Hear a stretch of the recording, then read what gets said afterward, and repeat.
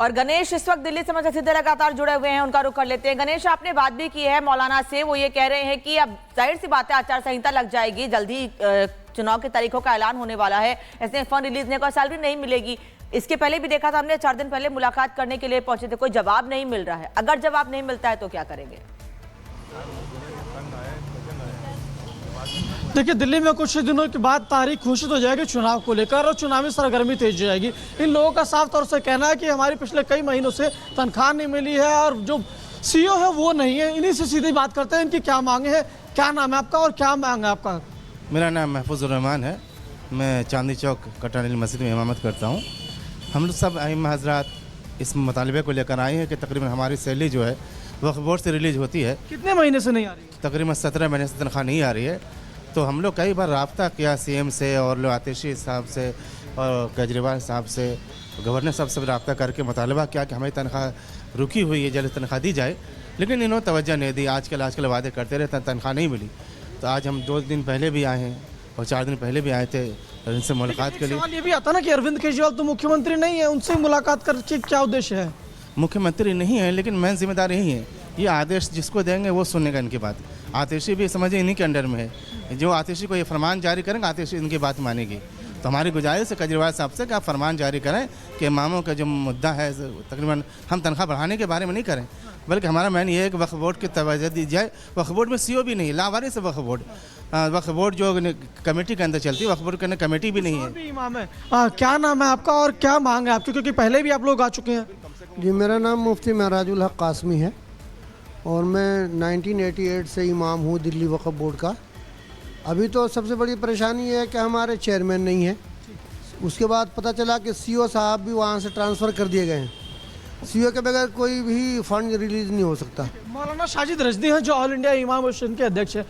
मौलाना साहब, आप पहले भी मुलाकात कर चुके हैं, आप कह रहे हैं पत्राचार्य भी किया है, तो क्या रहा कि आपकी जो समस्या है उसका निदान नहीं हो पा रहा है? देखिए, समस्या हमें नहीं पता चल पा रही है। समस्या तो ये लोग मिलेंगे, मुलाकात करेंगे तभी बताएंगे ना कि समस्या क्या है।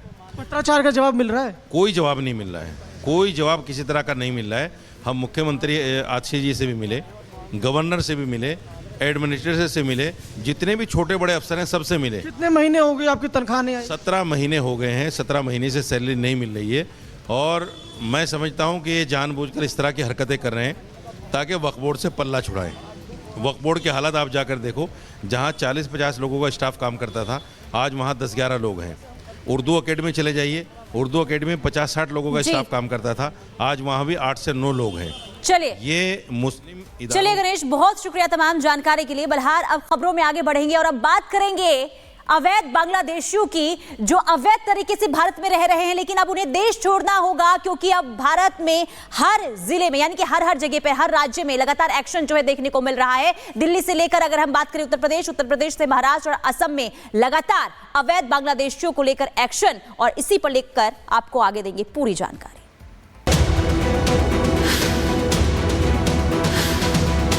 हम लोगों ने 7 नए बांग्लादेशी इलीगल इमिग्रेंट्स पकड़े हैं। मैं कार्रवाई करूंगी। अब मैं जांच करा रही हूँ पूरा जहां जहां है।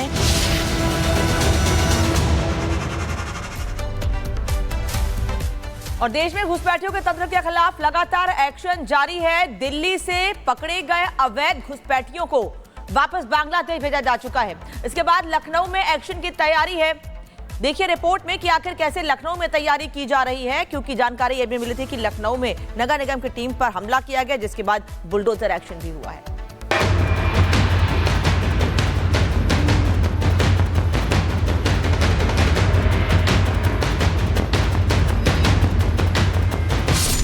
घुसपैठियों में बढ़ी टेंशन। दिल्ली से लखनऊ तक एक्शन। चुन चुन कर होगा सबका हिसाब।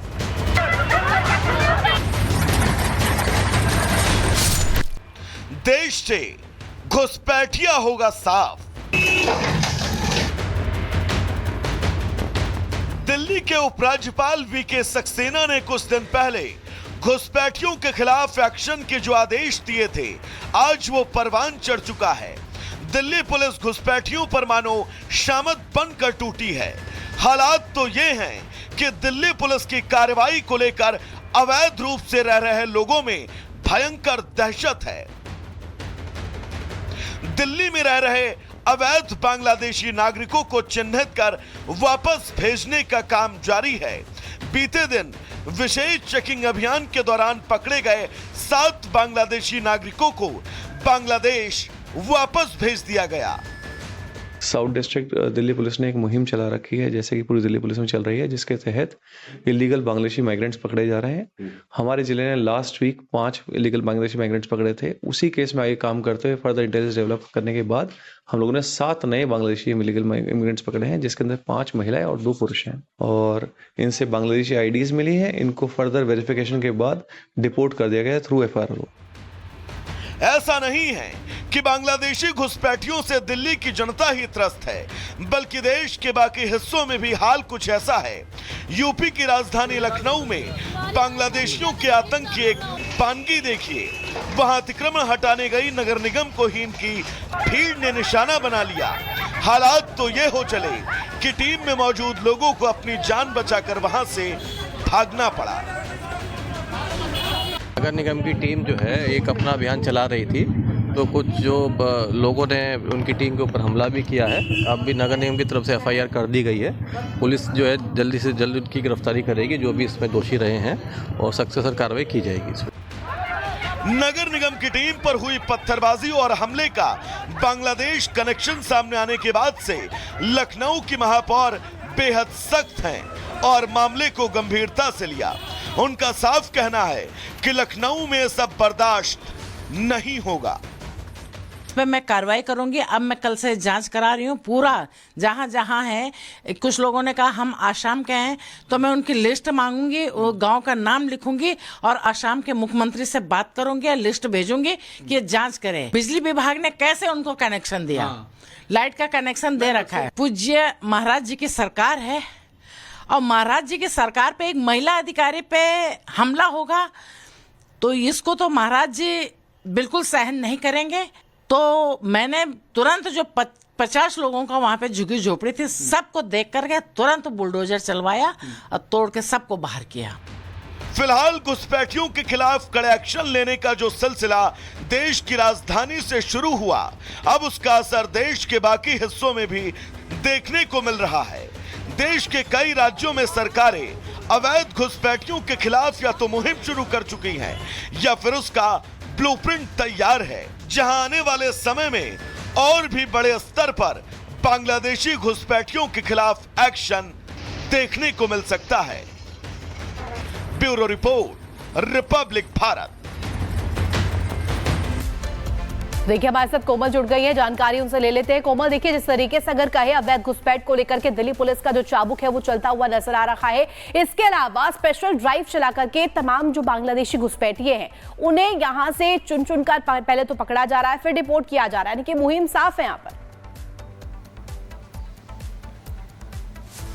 बिल्कुल, देखिए अवैध बांग्लादेशियों के खिलाफ लगातार पुलिस प्रशासन जो है वो पूरी तरह से एक्टिव नजर आ रही है। उनका अभियान चलाया जा रहा है, डोर टू डोर ये अभियान जो है वो चलाया जा रहा है। लेकिन इस बीच अगर बात करें तो देखिए साउथ दिल्ली से बाकायदा 7 लोगों को हिरासत में पहले लिया गया। उनकी पहचान जो हुई वो बांग्लादेशी सिटीजन के रूप में हुई, जिसके बाद उनको जो है बाहर बांग्लादेश जो है वो डिपोर्ट कर दिया गया। यहाँ तक कि कुछ लोगों से जब पूछताछ की गई, जिन पर संदिग्ध जो थे, जिन पर आरोप साबित हुआ कि वो बांग्लादेशी सिटीजन है, तो देखिए साफ तौर पर उन्होंने अपने रूट को भी बताया कि किस तरह से वो पहले जंगल में जाते हैं, जंगल के जरिए जो है वो ट्रेन पकड़ते हैं और उसके बाद जो है वो भारत भी प्रवेश करते हैं, उसके बाद अपने पूरे परिवार को लेकर के आते हैं। इस तरह की बातें जो है, इस तरह के बयान भी जो वो बांग्लादेशी सिटीजन है वो देते हुए नजर आए हैं। बाकायदा उन्होंने पूरा रूट अपना बताया था और इसी को लेकर के देखिए अगर हम दिल्ली पुलिस की बात करें या अगर हम लखनऊ की बात करें तो देखिए लगातार हर जगह जो है ये ड्राइव जो है वो पूरी तरह से चल रही है, एक्टिव हो गई है पुलिस पूरी तरह से। अगर हम बात करें कालिंदी कुंज इलाके की बात करें, रघुपुर इलाके की ही बात करें,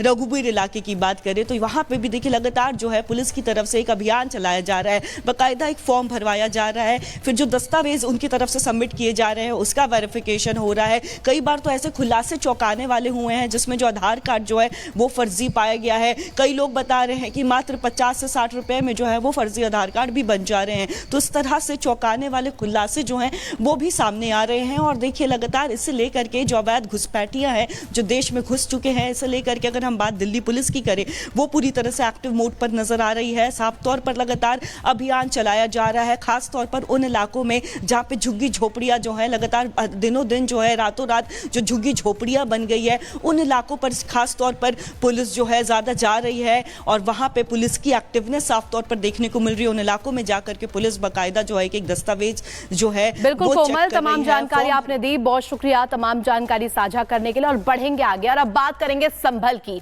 जहां देखिए पहले तो सर्वे और संभल में सर्वे के बाद हिंसा भड़की और हिंसा के बाद अब एक पॉलिटिकल रेस यहां पर देखने को मिल रही है। राजनीतिक एक रेस यहां पर एक होड़ मच गई है तमाम राजनीतिक दलों के बीच, जहां संभल तमाम दल पहुंचना चाहते हैं। पहले भी हमने देखा समाजवादी पार्टी, इसके बाद कांग्रेस और अब एक और बार समाजवादी पार्टी ने इस तरफ रुख बढ़ा दिया है। इसीलिए हम कह रहे हैं संभल पटसन सियासी पर्यटन, दिखाएंगे खबर इसी पर ही।